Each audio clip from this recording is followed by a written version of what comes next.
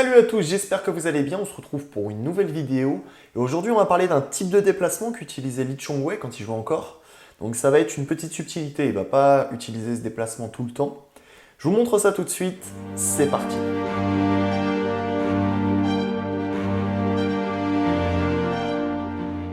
Alors avant de vous montrer les vidéos qui vont illustrer un petit peu mes propos, Lee Chong-wei va utiliser ses déplacements sur des trajectoires droites. Il ne va pas les utiliser sur des trajectoires croisées, puisque là, il va utiliser un déplacement en diagonale, comme ça. Donc en gros, le déplacement dont je vais vous faire part, ça va être un déplacement qu'on pourrait appeler en L. C'est-à-dire que plutôt que se déplacer en diagonale, comme ceci, il va plutôt se déplacer légèrement comme ça. Tac, tac. En fait, il va d'abord se déplacer sur la largeur et ensuite sur la longueur. Je vous montre ça tout de suite, c'est parti. Donc en gros, là, comme vous pouvez voir, donc là, il fait ses déplacements et là, à ce moment-là, il a fait un déplacement en L. Donc il s'est d'abord déplacé sur la largeur et ensuite sur la longueur. Regardez ici, donc là il se déplace normalement. Et là, 1, 2, d'abord sur la largeur et ensuite sur la longueur. Je vous remontre encore une fois.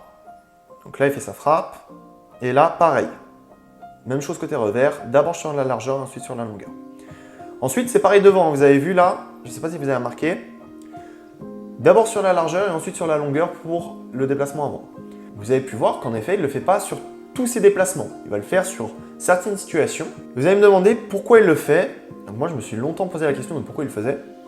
Et en fait, je pense que quand il est en situation favorable, donc en situation où l'adversaire lui a donné un petit peu plus de temps, à mon avis, pour frapper vraiment mieux le volant, plutôt que se déplacer en diagonale, il va effectuer un déplacement d'abord en largeur et ensuite en longueur pour pouvoir effectuer en 2 temps son déplacement et pouvoir être mieux orienté par rapport au volant. En gros, d'abord il s'oriente sur la largeur et ensuite il s'oriente sur la longueur. Puisque s'il se déplace en diagonale, eh bien en fait, l'orientation va devoir se passer en même temps. Et je pense que Lee Chong-wei, quand il avait un petit peu plus de temps, eh bien d'abord il s'orientait en largeur et ensuite en longueur pour être plus efficace sur sa frappe. Du coup, si vous souhaitez travailler ça au gymnase pour être un petit peu plus efficace sur vos trajectoires et sur votre frappe que vous allez faire, vous pouvez utiliser ce type de déplacement. Donc là, c'est l'un des rares joueurs à le faire. Donc évidemment, tous les joueurs ne le font pas. Il y a 2 joueurs qui ne vont pas du tout le faire. Donc après, c'est à vous de voir. Encore une fois, c'est quelque chose que vous pouvez faire. Vous n'êtes pas obligé de le faire. Je vous montre du coup un exercice en shadow que vous pouvez faire pour travailler ce type de déplacement. Le shadow, c'est un type d'exercice que vous pouvez faire au gymnase pour préparer vos déplacements. Donc là, le but, avant de vous montrer, ça va être d'abord de travailler sur l'aspect technique, donc le L. Donc sur le L, la petite subtilité, ça va pas être vraiment tac, tac, ça va être légèrement en diagonale et ensuite sur la longueur. Donc après là, le but de l'exercice, ça va être de le travailler de plus en plus rapidement. Un exercice que vous allez faire en shadow L, c'est parti.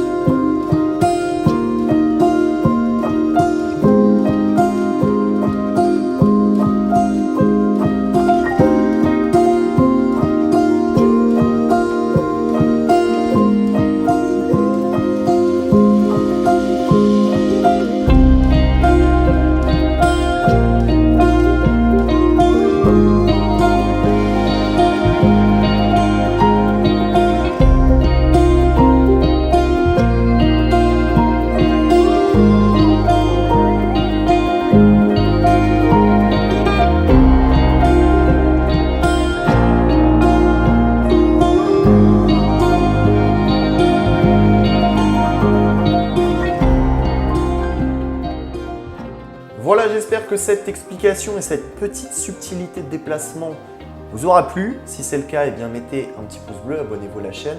Et moi, je vous dis à très vite pour une nouvelle vidéo.